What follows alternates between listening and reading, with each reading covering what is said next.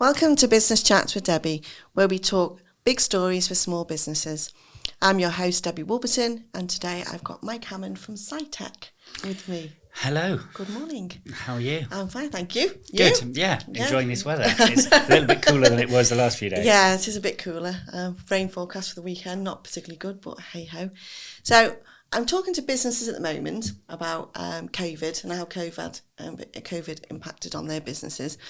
And I suppose you're quite happily just plodding along, doing a bit of IT for people, doing their outsourcing their IT, getting a few laptops every now and again, and then all of a sudden COVID hit and everybody wanted to work from home.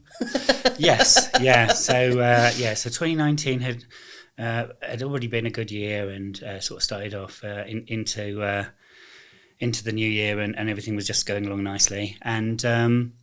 And then obviously COVID came along and nobody really knew what was going to happen. So a lot of our clients, majority of our clients are office-based.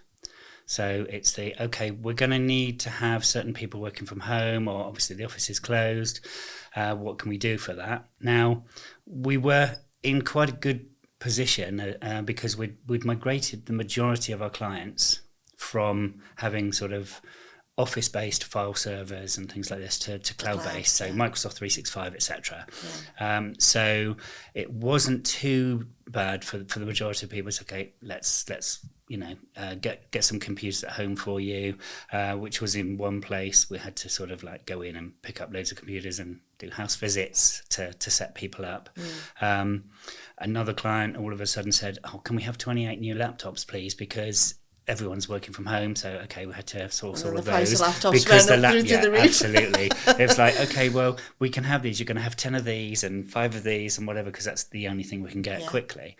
But we were able to sort of get everything in place pretty much to help everyone. So it wasn't too bad. It was a very busy time, and it was a case of trying to.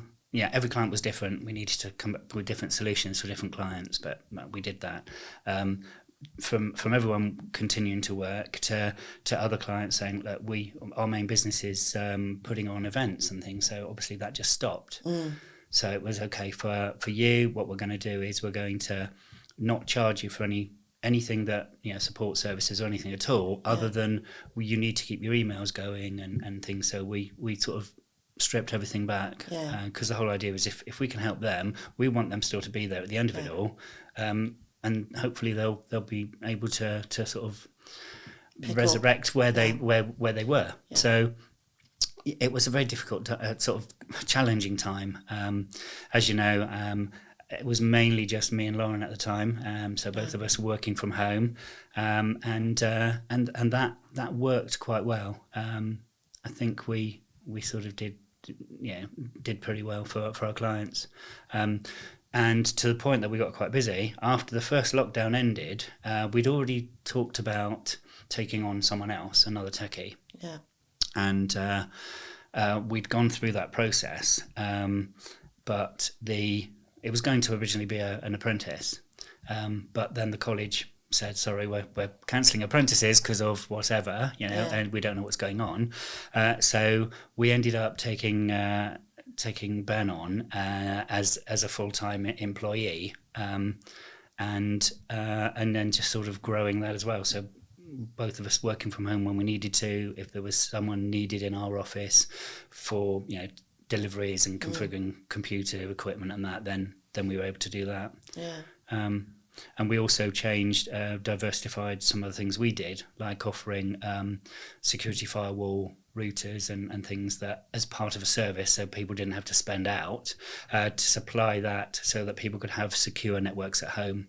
And segregate what they were doing work-wise. And that's the biggest frightening thing is, do you know what I mean, when you've gone from a server to cloud-based, is the security element of your staff working from home, and how secure is client data and everything else when they're working from home. Yeah, absolutely. So it was making sure that if they had secure access to whichever services they needed, whether it was into the office to access the accounts PC, or whether it was sort of Microsoft infrastructure, then we were able to put in things in place. So and that worked quite well. And has everyone stayed that way? No one's gone back to their old way of we've had, so there were some clients. So we look after a large firm of estate agents. So obviously they're back in the office because that's the kind of thing they do. But we have left things in place so that if anything were to happen again, we can quickly switch back to plan B, and do that. But we have had quite a few people now change the way that they work. I mean, before, I think it was quite a sort of industry standard. Everyone was trying not to. We don't think working from home would work and all this. But because it was forced upon them and they had to do it, a lot of people then went, actually, this actually is working quite well. It's not too bad. And because a lot of our suppliers and quite large companies were having to do the same, it sort of then became the norm that if you're phoning someone for a business, a chat or something else, it wasn't uncommon to hear the dogs barking in the background. Or, oh, sorry, that's my daughter. She's just sort of crawling around. So I think it put a more personal spin on things. Yeah. So I think it sort of, we had, it sort of improved our relationships with our clients and our suppliers because it sort of put that human aspect in it. Yeah, computers are very, and IT, people just don't want to know about it. They don't want to know about IT until it goes wrong. Yeah. So I said our ideal client is if we put something in place and we get it right, and we don't always get it right first time. We have to tweak things over time because every client's different and we have to make things a bit more bespoke. But eventually, we're hoping that they don't have to call us because there's no problem, because we're monitoring and making sure things are working properly in the background.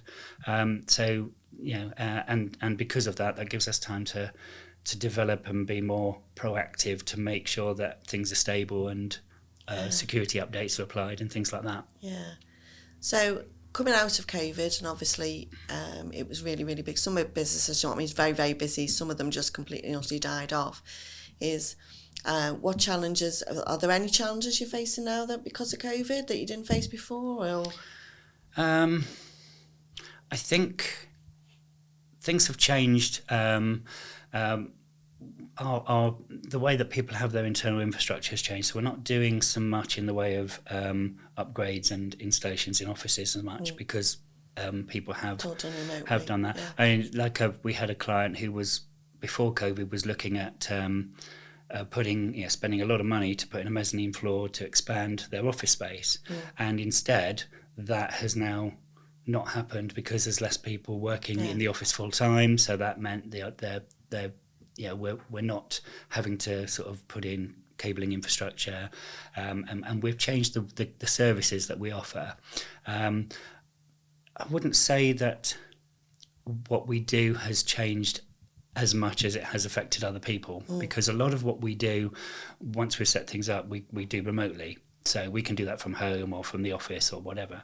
But it has changed the services that we are providing, because we're more mindful of the way people want to work. Yeah. And it has changed, I think, the way that we will continue to work. So at the moment, we were pretty much office based. Just because we had lots of deliveries and lots of kit and collaborate on certain things. But like for example, earlier on with the hot weather, it's like, it's going to be too hot today, you work from home, or we'll work in the office in the morning, get what we need done, and as it gets hot we'll go home. As you know, I've had one employee off on maternity leave, and so that's going to be an interesting one when she comes back to work. I spoke to her a little while ago, and she did say that she does want to do that.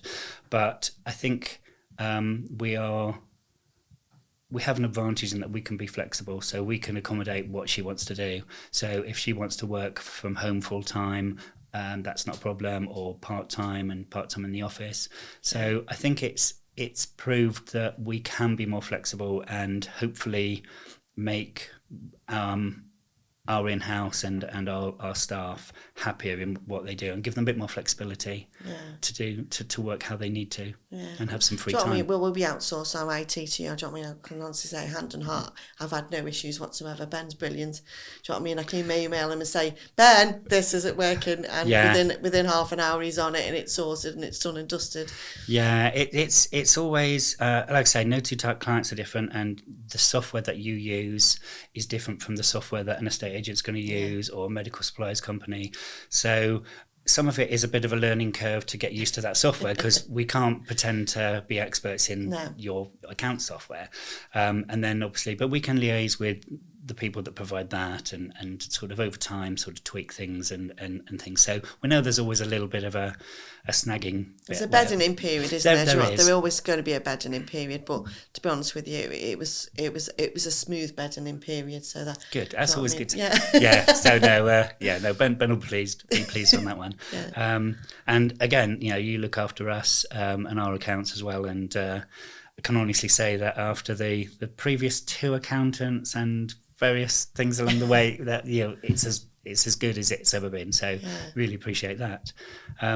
But I think also it's really important, and it's become apparent over when everyone was in furloughed and lockdown, although we didn't have to furlough anyone.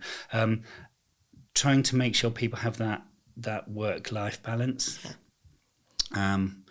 Because that's the main thing that I think it is. Come out of COVID, I mean, we did have a bit of furlough envy. It's like in our road, I think we were the only ones who didn't have, our house was the only one that didn't have anyone on furlough. So while I was sort of arranging and on the phone and on Zoom to set up clients working from home, all I could hear sort of like people cutting the grass or sort of like this. So it's like, but it's like, I didn't stop working. My wife is a post lady. She didn't stop working. I've got one daughter who works in care. She didn't, but my youngest daughter ended up being furloughed from because she works in hospitality, sort of bar work and that kind of thing. So I think she got a good suntan, but the rest of us didn't. But it was like, let's try and do what we can to make sure that we still have that work-life balance, even though we're working from home. And help your clients out. Yeah, absolutely. And make sure at the end of it that they all come out the other side, which is exactly what we did with our clients, to make sure that we could help as many as we could. There were some that we couldn't, do you know what I mean? Yeah, I mean, we took on a client that they were basically told by their previous IT provider that they've signed for a contract and they had to continue to pay that. And it's like they just said, well, no, we can't. So they went, okay, we'll have to cancel your contract. You have to find someone else to look after it. So went, well, we'll take over what we can and we'll just leave it ticking over so you've got the bare minimum that you need. And then we've kept that client because as they've come back out of it and moved back into the office and that, we've grown that with them. And we've got that, they said, you've got us for life because you really helped us out when we needed it. Yeah. So that's what we're trying to do. If you can help people, and I think that's one of the benefits of being a small IT company. We're sort of like, your friendly IT department that happens not to be in your office.